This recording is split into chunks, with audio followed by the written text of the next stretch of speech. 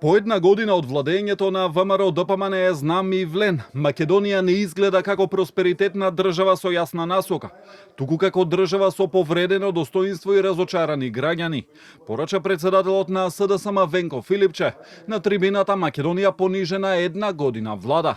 Според него, по една година влада на чело со Христијан Мицкоски, земјава се соочува со економска криза и најнизок животен стандард во Европа. Оваа несигурност, оваа безперспективност ќе биде погубна за иднината на државата и за нашите граѓани.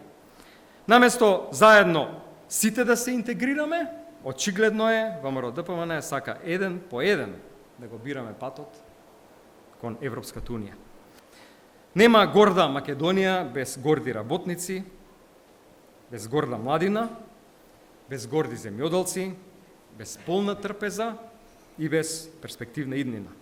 Филипче упати низа критики на администрацијата која вели е продолжена рака на партиските штабови, а тврди дека за цела година не е донесен ниту еден вистински реформски закон, а состојбата во правосудниот систем е загрижувачка. Според него закочени се и евроинтеграциите. Вели дека Македонија не само што не се доближила до Европската унија, туку се оддалечила од стратешките насоки. Власта јасно покажа за една година. Не сака правда. Сака контролирана правда. А тоа е опасно за секој еден граѓанин. Кога власта е и обвинител, и судија, тогаш буквално никој не е безбеден. Она што најмногу боли и што ја одзема перспективата и иднината на младите.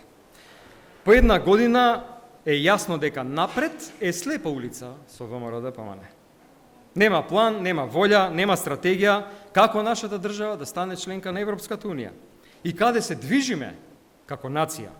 На панелот посветен на темите околу домашната и надворешната политика, како и напредокот кон Европската унија, учествуваа поранешниот амбасадор Андреј Жерновски и универзитетскиот професор Љубомир Фрчковски, кои оценија дека владата нема јасен концепт во дипломатијата, а Македонија назадува во сите области, во ситуација кога регионот напредува.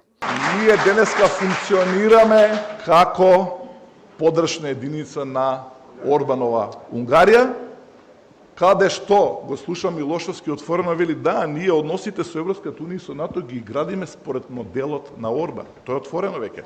Возможни се понуди за големи коалиции, бидејќи ова со Бугарија не ми е јасно како ќе излезе.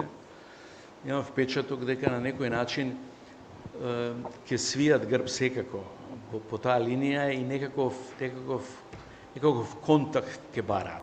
На останатите панели се зборуваше и за владењето на правото, безбедноста, здравството, земјоделството и образованието. Забелешки беа упатени околу постапувањето на МВР во актуелни случаи, според опозицијската партија интервенциите врз судството и како што велат скандалите од страна на власта, се во директна спротивност со ветувањата од нивната изборна програма.